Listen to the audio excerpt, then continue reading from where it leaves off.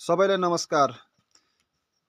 विदेशमा बस्नुहुने प्रिय नेपाली दाजुभाइ तथा दिदीबहिनीहरू, म हजुरका साथ हजुरलाई एउटा सुझाव जस्तो दिन चाहन्छु।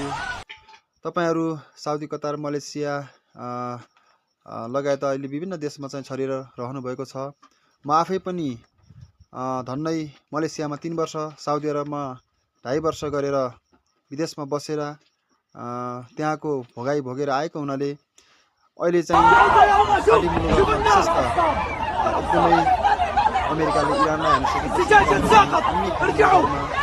बम बारुदहरू हानेर ध्वस्त पारिरहेको अवस्थामा म एकदमै भावुक हुन पुगेको छु। हामी सबै नेपालीवासी भावुक भएका छौँ।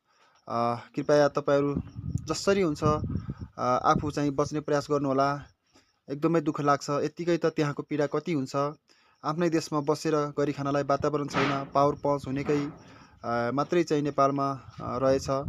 विदेश कमाउनलाई गइन्छ, विदेशमा पनि यस्तो पीडा छ।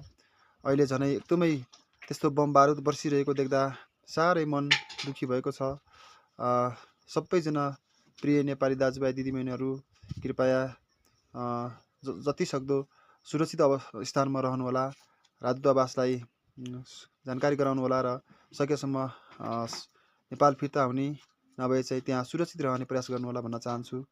हस्त, नमस्कार।